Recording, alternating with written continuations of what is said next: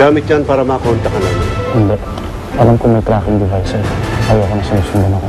Sandali, Captain Barbel. Paano ka nga namin kukontakin pag kailangan ka namin? Kapag nagliwanag yan, umasa kayo na darating ako. Ano na to? Naunahan na tayo ni Captain Barbel kay Kidlat. Buti para sa atin na. Dahil ngayon, alam na natin kung saan natin mahanap si Kidlat. Sigurado ka bang kaya mo na ito? I-added ko lang siya sa maximum security personnel. Madali lang to. Just to make sure. Mas madaling iatid ang isang presong tulog. Maganda ka na, Gaston. Hoy, bongga! Nahuli na pala ni Captain Barbel yung kidlat. Well, at least, nabawasan na yung mga nanggugulo. All units weapons hot. Stay alert. Siya yung taong bakal. Sagasaan mo, dali!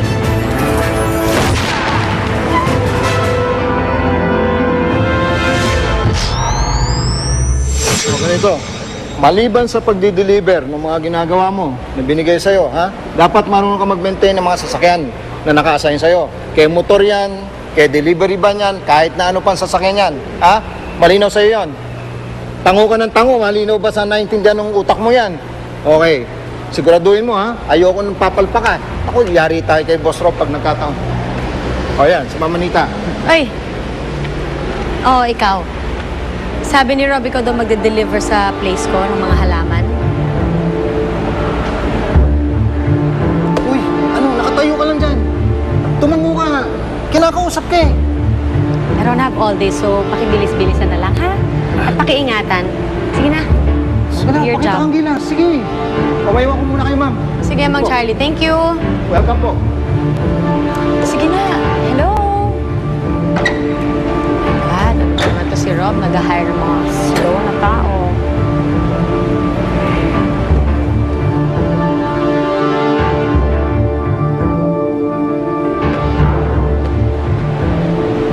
Boss Rob, Kumusta naman, Charlie? yung bata? Okay naman. Mukhang tahimik, pero maasang sa sipag. Good. Gusto kong punuin mo siya ng trabaho. Ayokong magkaroon pa siya ng panahon sa ibang bagay. May problema ba, boss? Oo nga naman. Sayang naman in-offer ni Rob sa'yo. Mag-iilang linggo na naghanap ka ng trabaho, di ba? Siya. Siya ang problema ko. Pero ngayon, narito na siya. Solve ang problema ko. Good. Hayaan nyo, dadamihan ko pa ang trabaho niyan. Pwede mo na maibaba yung bag mo para mas mabilis yung trabaho mo, ha? Sige po, ma'am.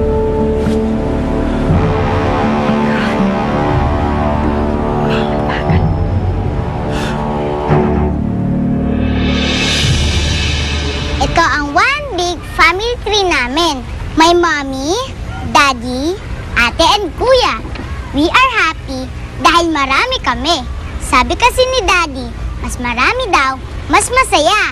Thank you! Very good, Angelina. Oh, sino na next? Lelay? Gusto mo ikaw na? Teacher, pwede pong pass na lang po muna. Oh, Lelay, huwag ka na mahiya. Alam ko naman na may assignment ka eh. Yan. Okay.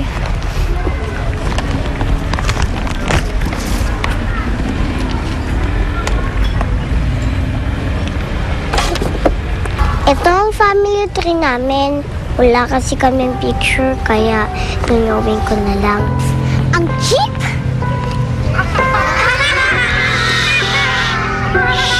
Class. Ito nga pala ang lalita ko. At saka, ito nga palang nanay ko. Nasa heaven na siya.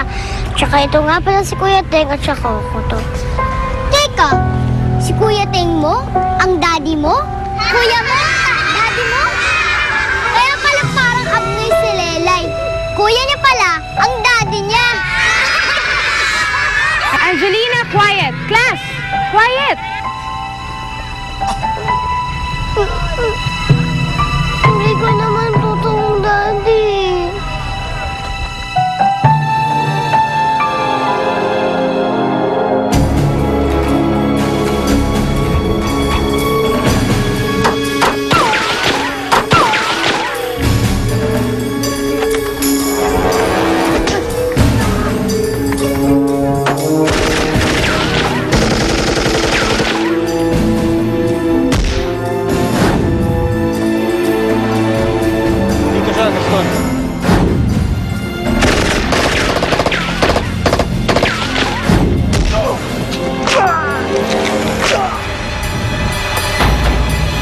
tayong susi.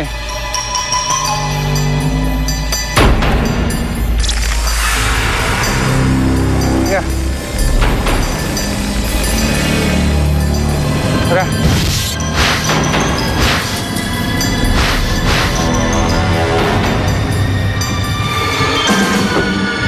Red alert! Red alert! May matake sa amin! Alert na si Captain Barbell!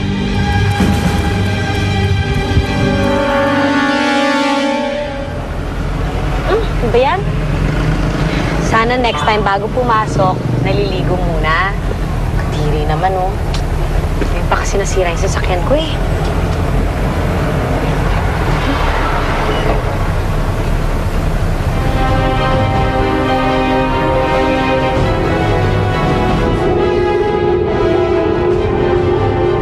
Umiilaw. Simbolo ni Captain Barbell.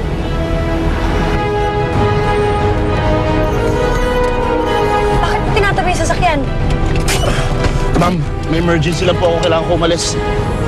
Ano? Teng! Anong emergency pinagsasabi mo? Huwag po kayong aalis dito. Babalik ako agad. Teng!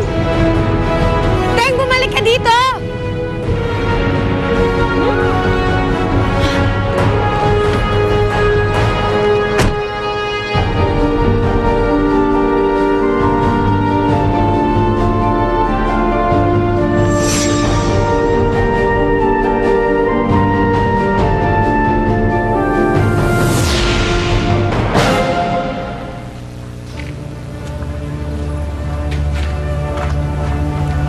Asan ako? Malaya ka na. Sino kayo? Kami. Kami mga poging kalaban ni Captain Barbell. Kung kalaban niyo si Captain Barbell, magkakakampi tayo.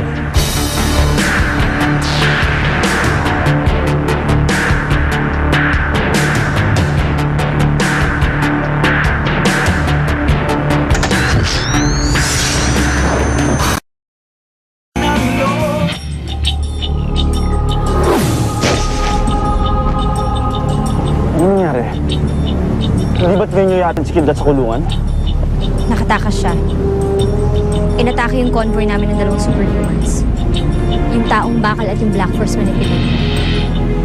Inaambush nila yung convoy namin at pinatakas nila si Kidlat. Tama ang hinala ko. Magkakampi nga ang mga superhumans na yan.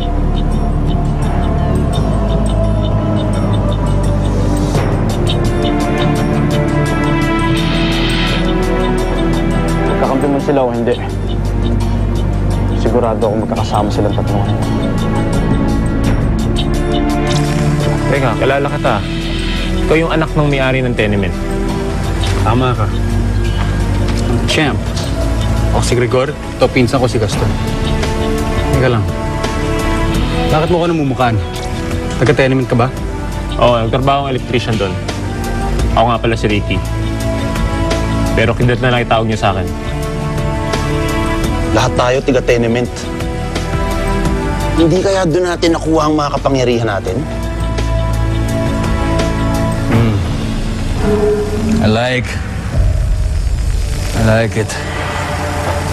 Kita mo, Gaston, kita mo nangyayari pag ginagamit mo kokoto mo. Pero mas mahalagang tanong ngayon, kung sasama ba si Kidlat sa atin? Papayag ka bang maging kakampi natin? Naka-media blackout ngayon ang sitwasyon. Pero sigurado akong hindi magtatagal. Kikilos ulit ang mga superhumans na yan. Naka-full alert na rin mga tauhan namin. Kung matalino sila, hindi sila basta-basta mag-aspect ng labing. Maaaring magkamkam sila ng pera sa mga panahon nito. O di kaya ay gumanti. Gumanti? Laban kay Captain Barbell. Oo. Gusto ko siyang gantihan dahil sa buhay na kinuha niya. At sa mahal ko na nawala ng dahil sa kanya.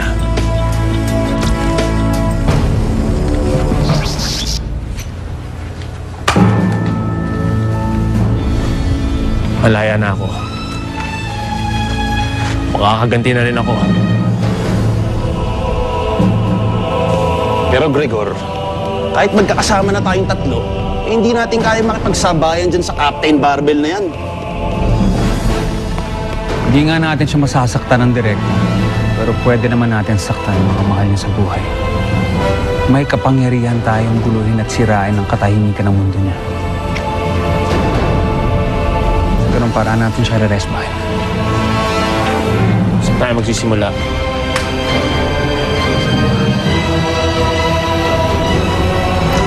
Sa mga kakampi niya. Doon tayo sisimula. Kailangan ninyong evacuate ang Kalayaan Headquarters. Kung meron man silang susugurin, sigurado ko ang unang target ay ang Kalayaan Headquarters. Susugurin nila ang kalayaan? Kalokohan yan. Makinig kayo sa akin. Alam ni Kidlat kung saan ang location ng headquarters. At pagkatapos ng ginawa sa kanya, sigurado akong gaganti siya.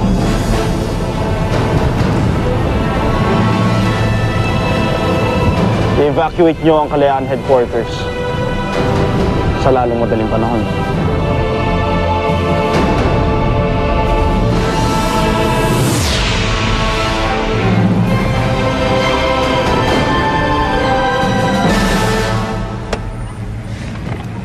Ay!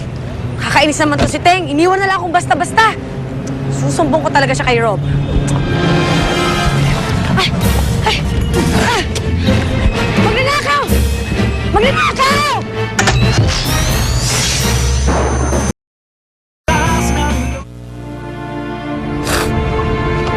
Lelay?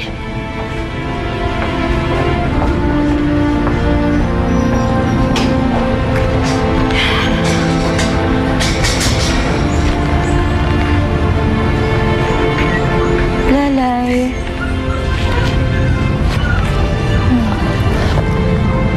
Pinagtatawanan po ko ng mga classmate ko. Pinagtatawanan po nila yung homework ko. Pinagtatawanan din po nila ang pamilya ko. Huwag ka na umiyak, Lelay. Hayaan mo, kakausapin ko yung mga classmates mo at sabihin ko sa kanila na mali sila. Hindi po. Ako naman po mali eh. Mali po ang homework ko at saka mali naman po ang pamilya ko. Hindi mali ang pamilya mo. Alam mo, hindi man siya katulad ng ibang pamilya, pero hindi ibig sabihin na mali na. Ito, papakita ko sa'yo. Yan o. Tignan mo ang family tree ko. Taon-taon akong gumagawa kasama ng estudyante ko. At naisip ko, sana mapunan ko na yung mga blankong yan. Bakit po may mga blank? Kasi hindi ko pa nakikilala mga magulang ko. Ayan si Tita Maria. Siya na nagpalaki sa akin. Sabi niya kalimutan ko na sila, pero umaasa ako na balang araw makikilala ko rin sila.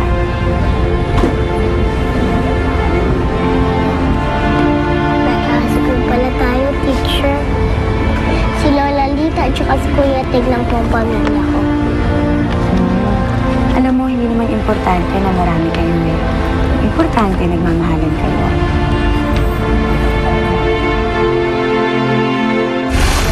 Mahal na mahal kita, Lelay. Parang kapatid, parang anak, parang isang tunay na kadugo. Alam mo kung mas magiging madali para sa'yo, ilagay mo na lang ako dyan sa family tree mo. Ilagay mo dyan na ako ang daddy mo. Pwede ko po bang gawin yun? Siyempre naman. Pamilya tayo, Lelay. Hindi ba family tree yan? Opo. O di dapat magkakasama tayo dyan. Importante naman nagmamahalan tayo, hindi ba? Opo.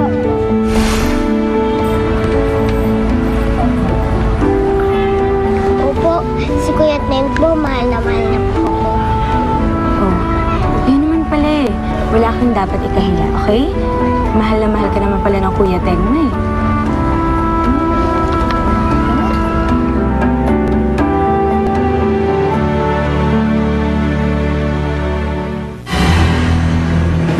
Sa tingin niyo po ba, General, nangyayari talaga yung duda ni Captain Barbell. Sugurin kaya nila headquarters natin. Kahit may kapangyarihan sila, naniniwala kung wala silang lakas ng loob na sugurin ang mismong base natin. Imposible nilang gawin yun.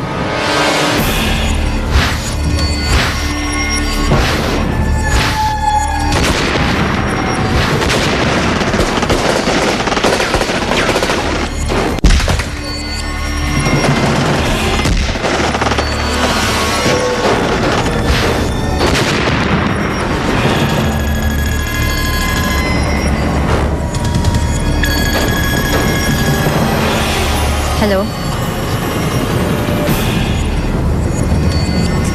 Ano? Dapat. Nangyari ng imposible.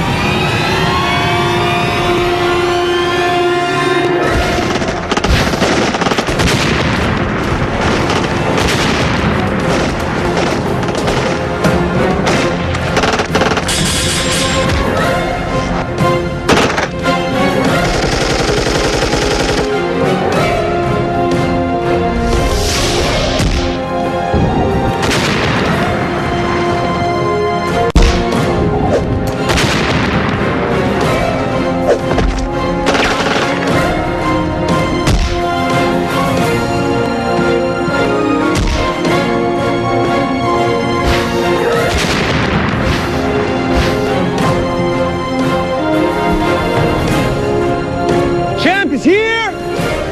Champ!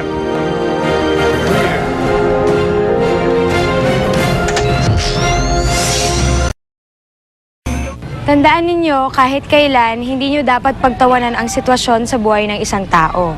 Kailangan intindihin at pakinggan niya muna. Hindi pinagtatawanan, okay? Yes, teacher. Ang kuya Teng ni Lelay, siya ang nag-aalaga sa kanya. Siya ang tumatayong magulang niya dahil wala na siyang mga magulang. Kaya siya rin ang nakalagay sa family tree. Naintindihan niyo ba ako? Yes, teacher. Oh, anong sasabihin niyo kay Lelay? Sorry, Lelay. Okay lang yun, mga classmates. Oh, ikaw Angelina. Ayokong nagpapasimuno ka na naman ng gulo dito. Opo, ma'am. Sorry po. Sorry, Lelay. Okay lang? Ayan, very good. Bukas, magpe-present naman yung iba. Ang importante ngayon, bati-bati na kayo. Okay? Yes, teacher. Ayan, sige.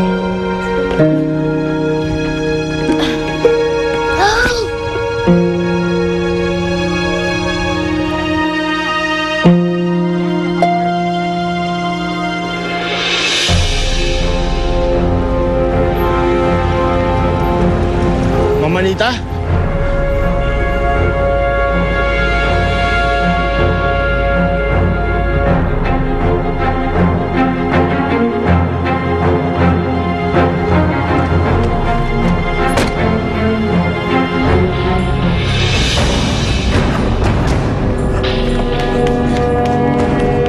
Tatakbuhan, walang yaka?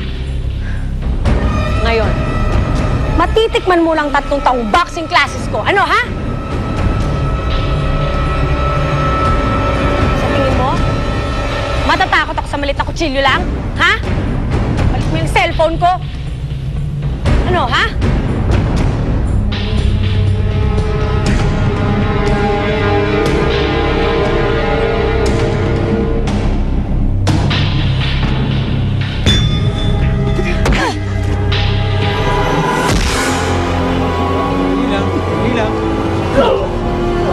Hoy, kidlat! Ano ginagawa mo? May amats ka ba? Buburahin ko sa mapa ang headquarters na to.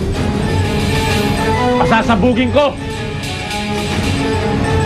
Ito lang ang paraan ko para may ganti ang babaeng mahal ko na kinuha nila sa akin.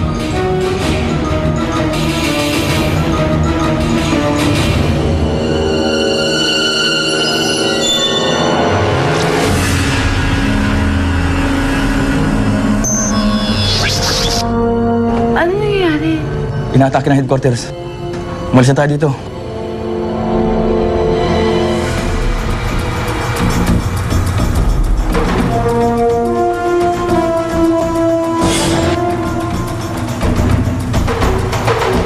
kay Gaston.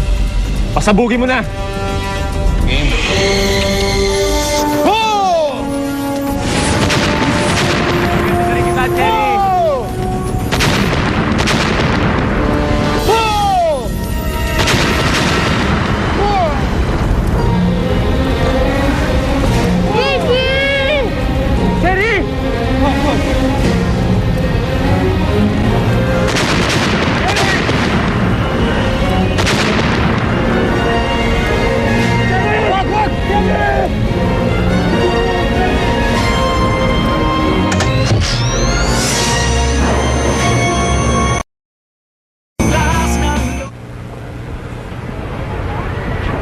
Uy, andito yung favorite pet ni teacher.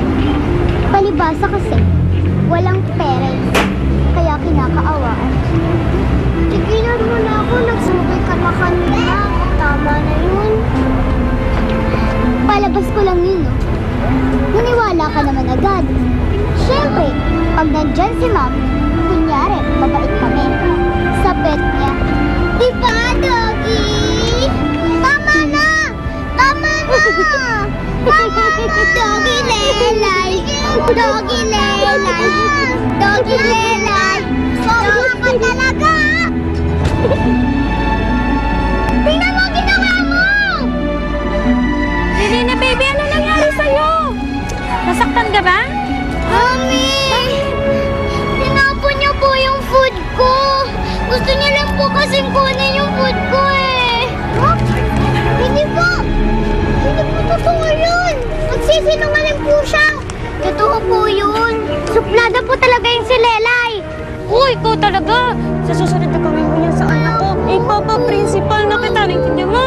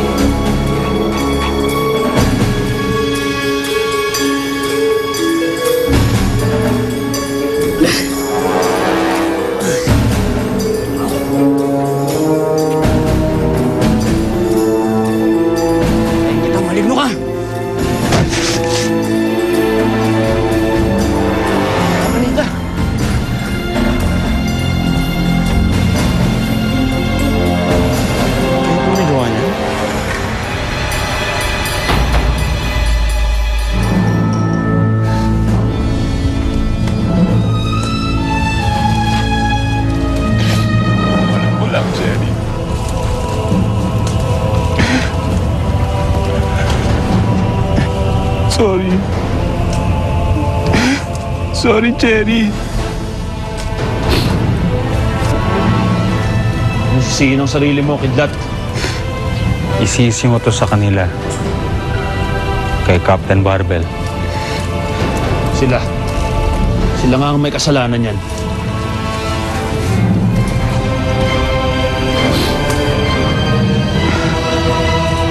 Kasalanan nila to, Cherry. Kasalanan to ni Captain Barbell. Gagantihan ko sila. Gagantihan ko silang lahat. Si Captain Barbell, gagantihan ko siya. Namatay sila sa akin. Huwag kang mag-alala, kidlat. Sisimula pa lang tayo.